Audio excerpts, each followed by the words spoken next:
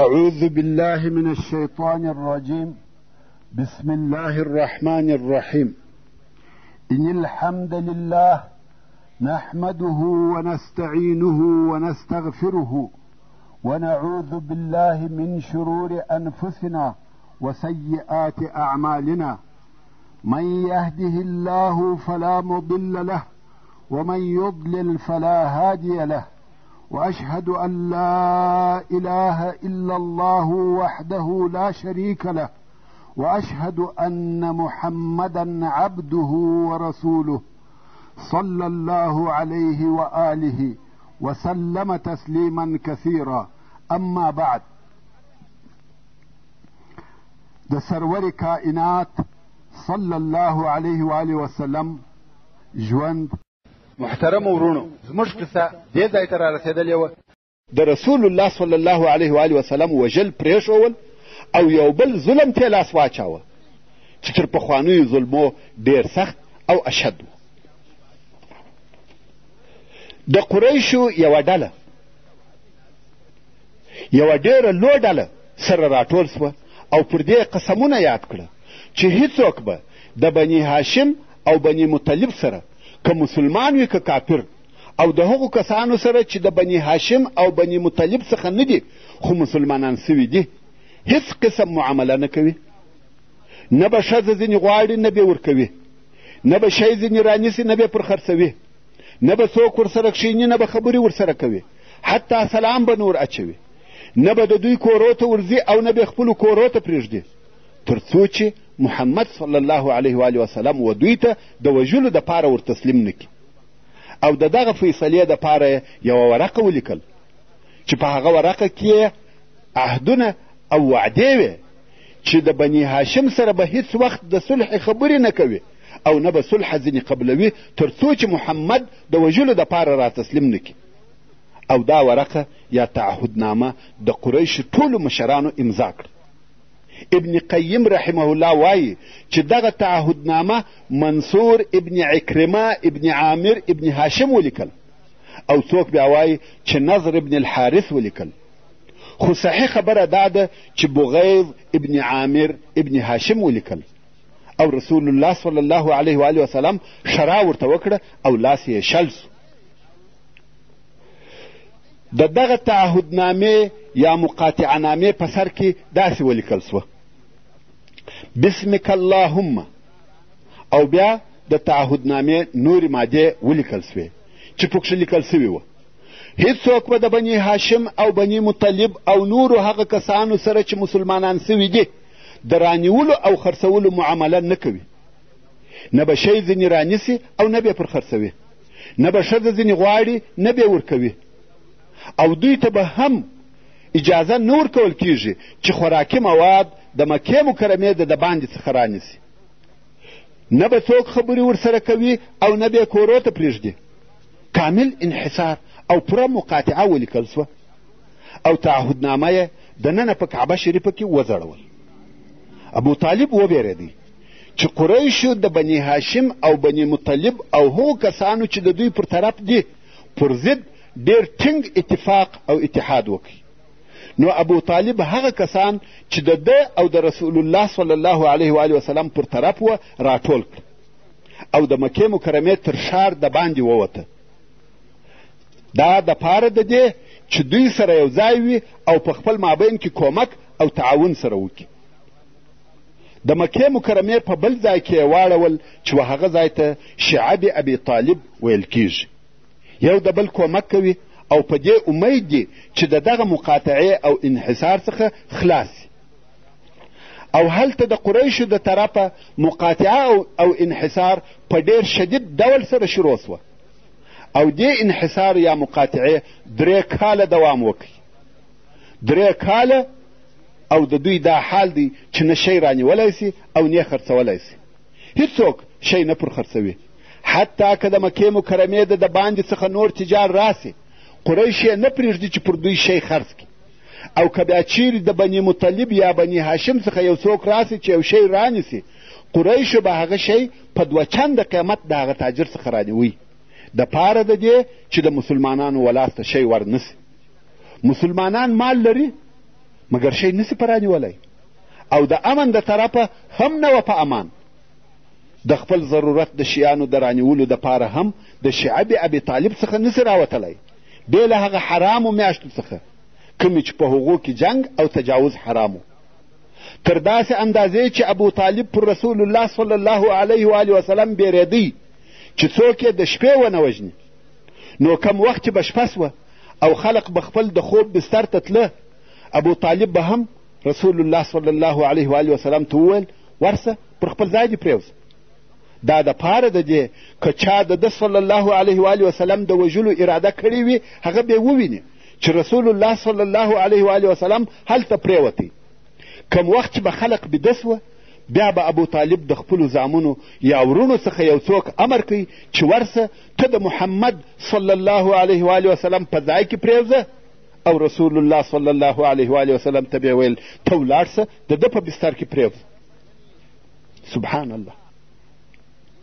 کم وخت چې د مسلمانانو او د دوی د کومکیانو خپل خوراکي مواد خلاص وه او نور رانیولی نسي، نو په مسلمانانو او هغو کسانو کې چې د دوی کومک یې کاوه لوږه شروع سوه. داسې کاختي او نیستي سوه چې د لوږې په سبب به د درختو بلګونه خوړل. نورو قریشو به د مسلمانانو او د هغو د کومکیانو د کوچنیانو پرلپسې ژړا او نارې چغارې او بغارې اورېدلې چې د لوږې په سبب به همیشه ژړل، خو زړسوی نه و بلکې خوند به پر اخیستی. هو هلته په قریشو کې یو څو نفره وه چې زړه یې غوښتی چې د بني هاشم او نورو سره د هغه دوستیو په سبب چې د دوی سره یې درلودې کومک وکړي، ځکه ځینو قریشو د بني هاشم یا نورو سره پخواني قرابتونه او دوستۍ درلودې. نو د هغه دوستۍ په سبب په دغه مقاطعه او انحصار نه وراځي، مګر په وسه یې هم څه نه و پوره. نو بیا د موقع په وخت کې په پټه سره یو څه لږ خوراکي مواد وروړه چې د هغې جملې څخه یو هم حکیم ابن حزام و.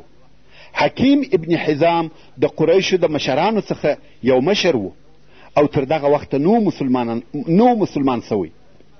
زړه یې غوښته چې د بني هاشم سره د دغه تنګسې په وخت کې کومک وکړي، ځکه یو خو یې د مور د طرفه د بني مطلب سره دوستي درلوده او بل خدیجه رضی الله عنها د ده عمه وه.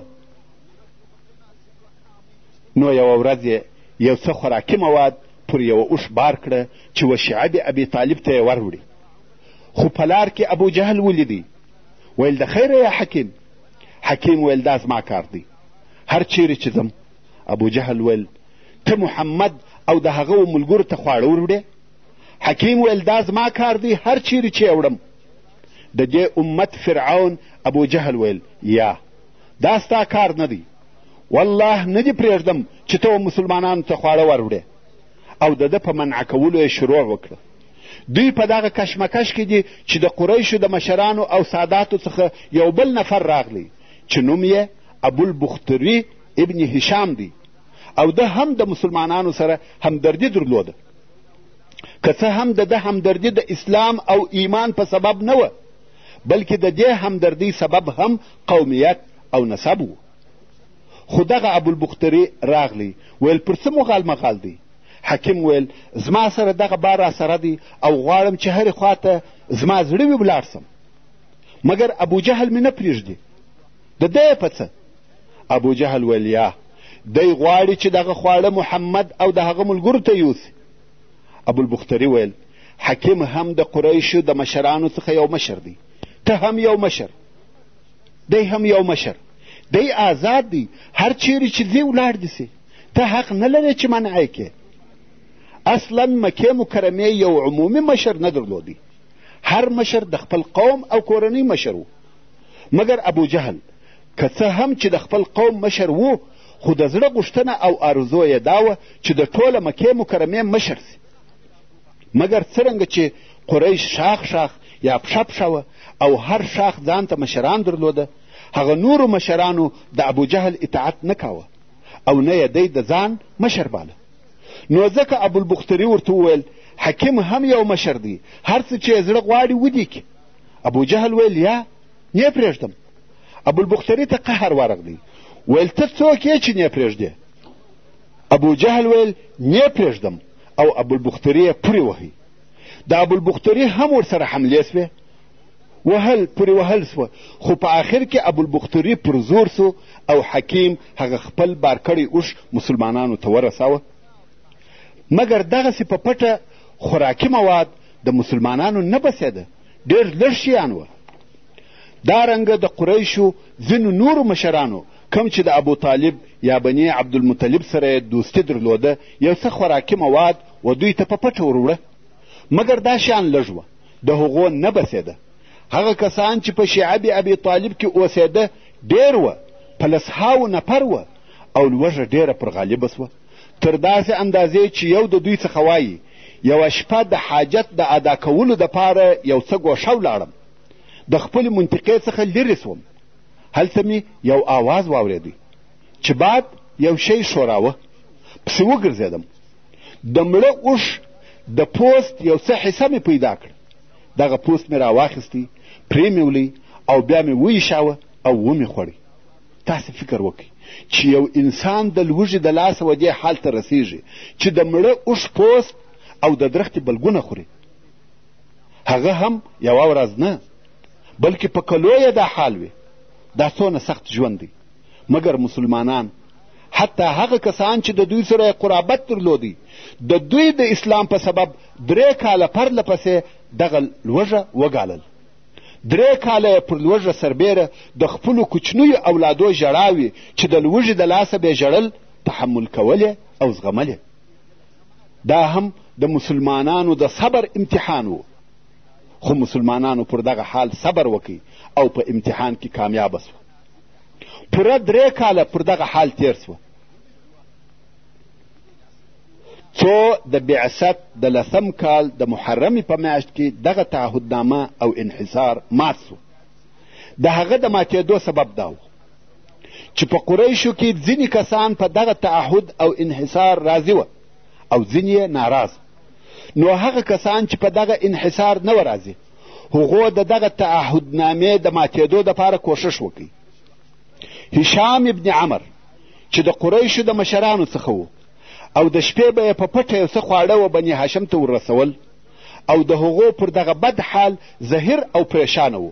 فکر وکړئ چې د قریشو دغه د ظلم ورقه او تعهدنامه چې نوشته سوې ده څنګه د بینه یوسي او دغه مقاطعه څنګه پای ته ورسیږي.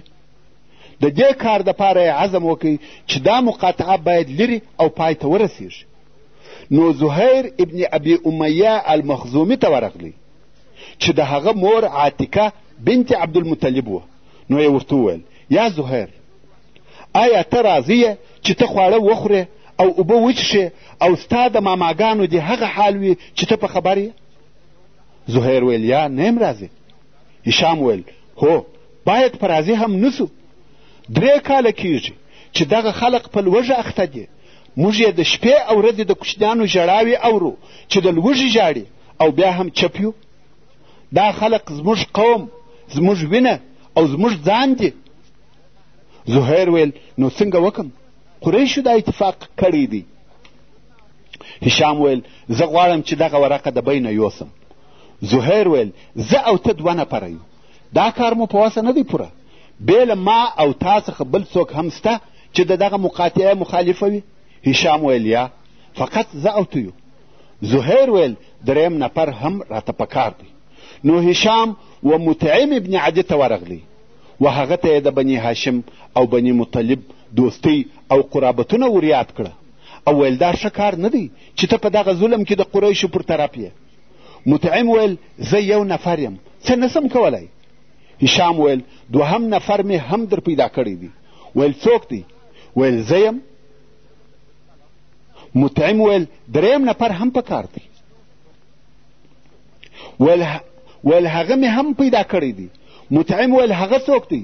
ویل زهیر ابن ابي امیه. مطعم ویل 4م نفر هم پکار دی. نو هشام ابن عمر و ابوالبختري ته ورغلی.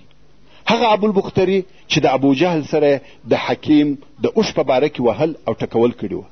هشام پوهېدی چې ابوالبختري پر بني هاشم مهربانه دی و هغه ته هم هغه خبرې وکړې چې مطعم ته یې کړې وې. ابوالبختري ویل آیا بل څوک هم شته چې په دغه کار کې زموږ کومک وکړي؟ هشام ویل هو، زهیر ابن ابي امیه، مطعم ابن عدي او زه ستاسې سره یم. ابوالبختري ویل 5 نفر ته هم ضرورت شته چې 500 قوت به مو زیات شي. هشام و زمعه ابن الاسود ابن مطلب ته ورغلی، د هغه سره یې خبرې وکړې، د بني هاشم قرابتونه یې وریاد کړه، د هغو حقوق یې ورته بیان کړه او ویل ته په دغه حالت راضي یې چې قوم دې د لوږې مري؟ زمعه ویل آیا دغه کار ته چې ته ما وربولې بل څوک هم را سره شته؟ هشام ویل هو. د هغه نورو ملګرو نومونه یې وریاد کړه. زمعه ویل هو، اوس صحیح ده، دا 5 نفره په حجون کې چې د یو ځای نوم دی سره یو ځای سوه او د دغه صحیفې یا تعهدنامې د ماتولو دپاره یې عهد او وعده وکړه. زهیر ویل اول زه شروع کوم، یعنی اول هغه څوک چې د قریشو په حضور په دغه باره کې خبرې کوي هغه زه یم. شپه تېره سوه، په سهار کې د قریشو مشران او سرداران او نور قریش د کعبې شریفې پر شاوخوا د خپلو مجلسو په ځایو کې ناست دي چې زهیر د کوره راووتی، ښه او ګران قیمته لباس یې اغوستی دی، پر کعبه شریفه یې 7 واره طواف وکړي او بیا یې خلقو ته مخ راواړاوه. ویل یا اهل مکه، آیا موږ خواړه خورو، کالي اغوندو او بني هاشم هلاکیږي، نه شی پر خرڅیږي او نه ځینې رانیول کیږي؟ والله زه تر هغو نه کښېنم تر څو دغه ظالمه ورقه، دغه د دوستۍ قطعه کوونکې ورقه څیرې نسي. 3 کاله کیږي چې دوی خواړه نه لري او وږي ګرځي. والله دا پیغور به موږ ته تر ابده پاته وي. ابو جهل چې د حرم شریف په یوه طرف کې ناست و ولاړ سو، ویل درواغ دي وویل، والله دا عهدنامه نه څیرل کیږي، دا هغه عهد او اتفاق دی چې ټولو قریشو کړی دی او وعده یې کړې ده چې دا مقاطعه به تر هغو جاري وي څو مسلمانان زموږ دین ته رااوړي. زمعه ابن الاسود ولاړ سو، ویل والله یا ابا جهل ته ډېر درواغجن یې، موږ په دې عهدنامه د هغې د لیکلو په وخت کې هم نه و راضي او دا باید څیرې سي. ابو جهل وایي والله نه څیرل کیږي. ابوالبختري ولاړ سو، ویل زمعه رښتیا وایي، موږ نه په دغه عهدنامه راضي یو او نه منو. ابو جهل غواړي چې د ابوالبختري جواب ووایي چې مطعم ابن عدي ولاړ سو، ویل تاسې رښتیا وایست او هر څوک چې د دغه مخالفه خبرې کوي هغه درواغ وایي. موږ د الله په حضور کې د دغه عهدنامې او کم څه چې پکښې لیکل سوي دي بري او بیزاره یو. ابو جهل د ده جواب ته ځان جوړاوه چې هشام ابن عمرو ولاړ سو او د دغه قسم خبرې یې وکړې. اوس نو کم څوک چې دا حالت ویني یو د 5 په مقابل کې دلایل وایي. ابو جهل وایي دا عهد باید نسي مات او مقاطعه باید نوره هم دوام وکړي، مګر دوی 5 دي، که څه هم بل څوک د دوی پر طرف نسته، خو دا 5 منظم او د مخه یې پلان جوړ کړی دی.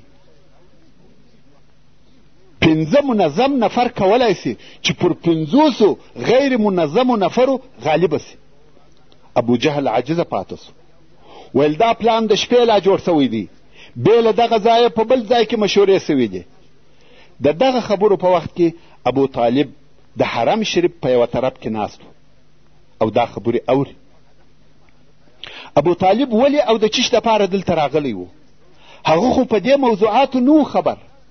د هغه د راتلو سبب بل شی و، هغه دا چې الله عز وجل خپل رسول صلی الله علیه و آله وسلم ته د دغه صحیفې یا ورقې په باره کې معلومات ورکړه چې په هغه عهدنامه کې ټول هغه ځایونه چې په هغه کې ظلم او د صلې رحمي قطعه کېدل لیکل سوي دي هغه ټول وینو خوړلي دي، بې له هغه ځایو څخه چې په هغه کې د الله جل جلاله نوم لیکل سوی دی. رسول الله صلی الله علیه و آله وسلم دغه خبر و خپل اکا ابو طالب ته وویل. ابو طالب ورته ویل آیا ستا رب ته په دغه خبر کړی یې؟ رسول الله صلی الله علیه و آله وسلم ویل هو. او اوس ابو طالب د یو څو نفرو سره راغلی دی چې دغه خبر و قریشو ته ووایي. د مخه تر دغه مناظرې او مناقشې ابو طالب و قریشو ته دا خبر ووایه چې زما وراره دغسې او دغسې راته ویلي دي او هغه هیڅکله درواغ نه وایي. اوس تاسې وګورئ که خبره داسې وه لکه هغه چې وایي نو ویښ سي او د دغه خپلې بدې رایې څخه تیر سي. په والله تر هغو بې نکو در تسلیم چې یو نفر مو پاته وي او که هغه خلاف ویلي وه زه به تاسې او دی سره پرېږدم. بیا نو څه چې مو خوښه وي هغه ورسره وکړئ. قریش ویل ښه او د انصاف خبره دې وکړه. خو په دغه وخت کې دغه بله خبره شروع سوه. پس له هغه څخه چې د هغه 5 نفرو او ابو جهل په مابین کې هغه سوال او جواب وسو، مطعم ابن عدي و کعبې شریفې ته ننوتی چې هغه عهدنامه راواخلي او څیرې کړي. ویلي ده چې عهدنامه ټوله وینو خوړلې ده بې له هغه ځایه څخه چې بسمک اللهم او یا بل کم ځای چې د الله جل جلاله نوم لیکل سوی و هغه پر خپل حال پاته وه. نوره ټوله عهدنامه نه وه، وینو خوړلې وه. د دغه وخته څخه دا عهد او اتفاق انحصار او بندیز مات سوه. رسول الله صلی الله علیه و آله وسلم او د ده ټول ملګري د شعب ابي طالب څخه راووته او خپلو کورو ته ولاړ.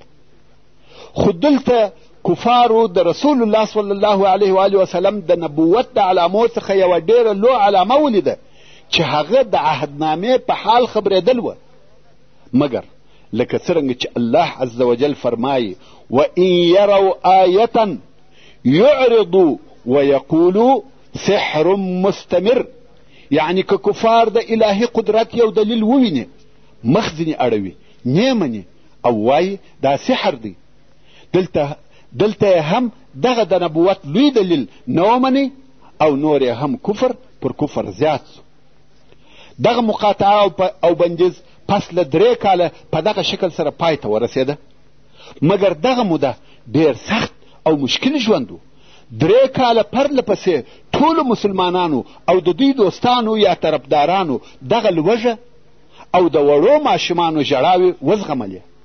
دا د چیش دپاره ډېره مهمه پوښتنه ده. په معقول او منصف جواب سې ته وګرځه. د رسول الله صلی الله علیه و آله وسلم ژوند په دغه ډول تېرېدی.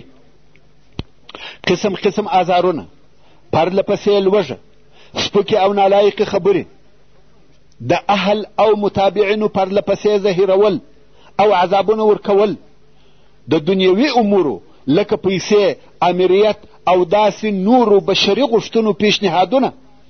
خو رسول الله صلی الله علیه و آله وسلم و هیڅ شي ته نه تسلیم سو او نه خپل دعوت پرېښاوه. بیا یې هم صبر او صبر کاوه. دا ولې؟ خیر، رسول الله صلی الله علیه و آله وسلم د خپلو ټولو ملګرو سره د شعب ابي طالب څخه راووتی او پر هغه خپل قسم یې دعوت کاوه. او قریش که څه هم بندیز او انحصار یې پای ته ورساوه، خو بیا هم پر مسلمانانو هغه آزارونه او هغه دوی دي. خلق د الله جل جلاله د لارې څخه منع کوي او ابو طالب پر هغه ډول د خپل وراره دفاع او ساتنه کوي. مګر په دغه وخت کې د ابو طالب عمر تر 80 کلو اوښتی و. دغه لوی واقعاتو او غمو چې د کلو راهیسې پرله پسې پر ده تېرېده، خاصتا دغه بندیز او انحصار ډېر ضعیفه کړی و. هغه پخوانی قوت او شدت یې نه و پاته. د شعب څخه د ده د راوتلو 2 میاشتې لا نه وې تېرې سوې چې ډېر سخت مریض سو. دلته نو مشرکینو مشوره سره وکړه. ویل حمزه او عمر مسلمانان سو او د محمد د دین موضوع په ټولو قریشو کې نشر سوه. او که موږ د ابو طالب تر وفات وروسته د هغه په وراره یو څه وکړو، ټول عرب به و موږ ته پیغور راکوي چې اکا یې ژوندی و دوی څه نه سوای پکولی، او اوس چې اکا یې وفات سو نو یې پر هغه راواچول. وصلى الله تعالى على خير خلقه محمد وآله وأصحابه وأهل بيته أجمعين. والسلام عليكم ورحمة الله وبركاته.